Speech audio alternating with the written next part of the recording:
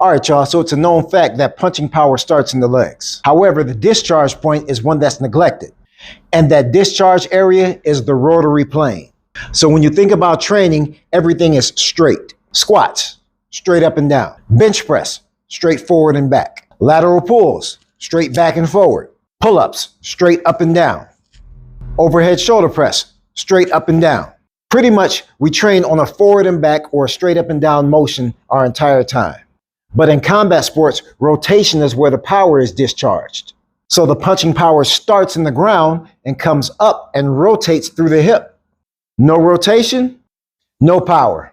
So I'm going to show you a few exercises that'll help you strengthen that discharge point. The first thing that I would do, because a lot of men don't like to stretch and they don't prioritize stretching, is use the PVC pipe. And the PVC pipe is to increase your range of motion. So what I would do if I were you is I would put it behind my shoulders and I would simply twist to increase my range of motion going side to side. Remember, guys, it's not all about strength right now. Your strength means very little if you operate on a limited plane of motion. So right now, what I'm doing is increasing my range of motion and also warming my body up as to where when I execute these exercises, I'll be actually able to execute them correctly and with an extended plane of motion. So PVC rotators, put that on your list. When it comes to core work, Russian twist. You can start with your regular Russian twist with no weight. What you want to do is have your feet elevated, no cross, because that's a counterbalance. You want your feet neutral and you want to actually twist your waist. As you see right now, I'm rotating, taking my hand almost to the back of my oblique. Right there, you want to make sure that you rotate.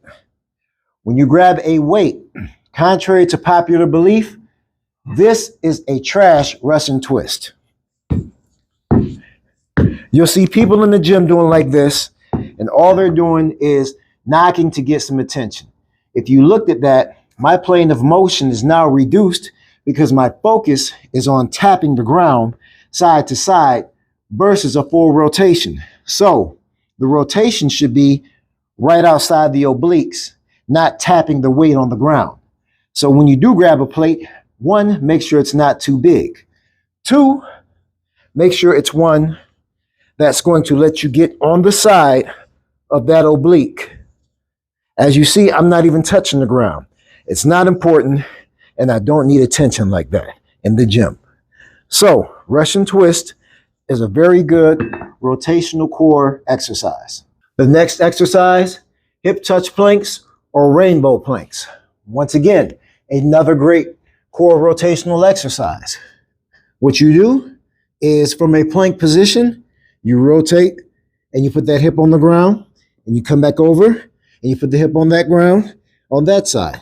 So you're rotating side to side, twisting. Remember, you want to make sure that you're doing exercises that require a twisting motion. Twisting is where power is discharged that you send up through the legs. If you cannot rotate, you will not be able to discharge any power. So, rainbow planks, hip touch planks, great core rotational exercise.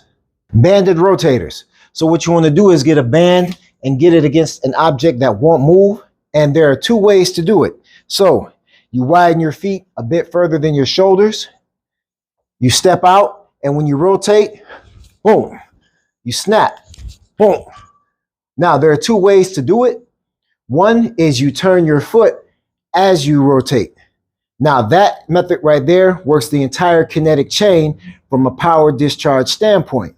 So what you're doing in that point in time is working your entire kinetic chain. So watch these two.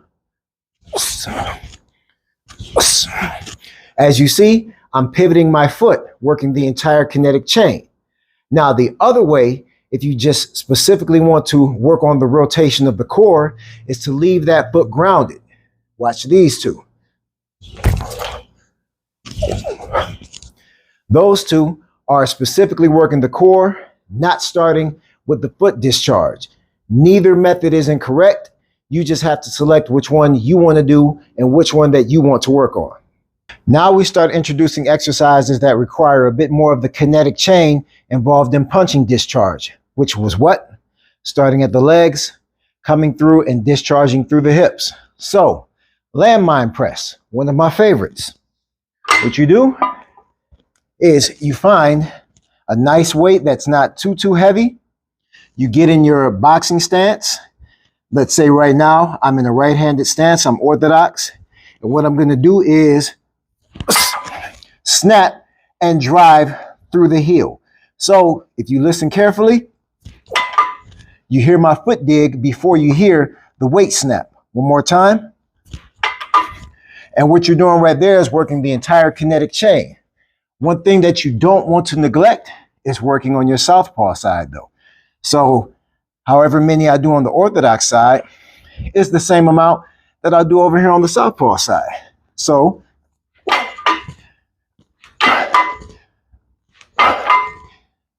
landmine press, one of the greatest.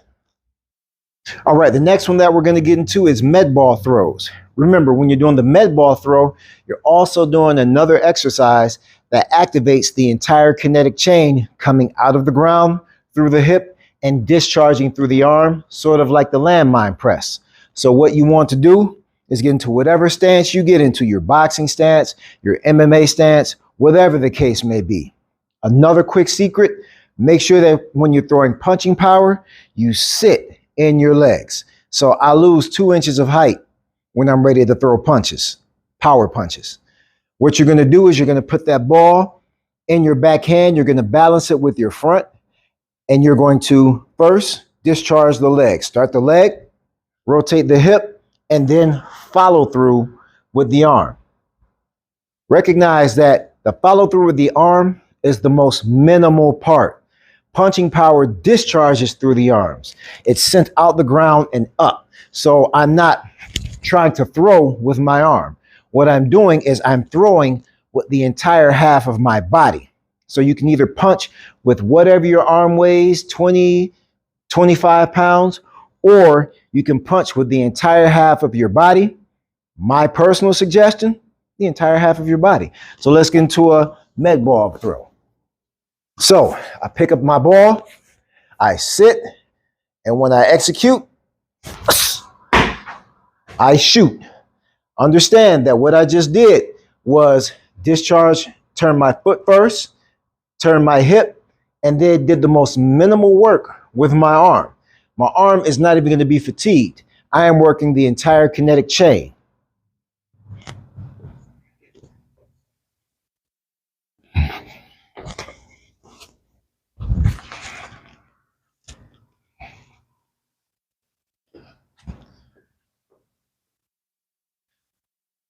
Let's do another one, just so you can see how my feet and my hip move before my arm even discharges the power. Watch. I sit 2 inches, and then when I shot that, I felt nothing in my shoulder. I wanted to make sure that I purposely thought about twisting and rotating my entire plane on the right side.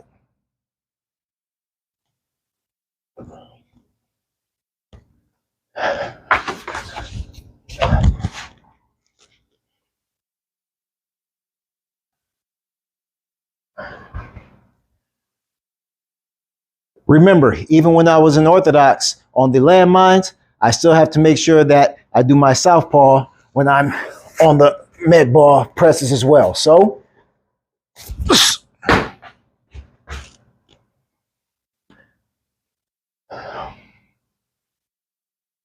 make sure you treat both sides evenly. I don't care if you're a right-handed fighter or a left-handed fighter.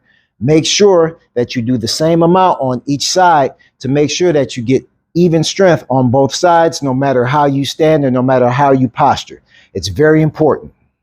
So no matter if it's kicking or punching, you have to have quality and strong rotation in order to have maximal discharge when it comes to discharging your strength in your strikes. So make sure that you work on both lengthening and stretching your rotation and strengthening your rotation. So stretch, strengthen your rotation, and I guarantee you that you'll have some of the best power that you've ever had in your life. I hope you like this video. Please like, comment, share, subscribe, and I'll see you next time.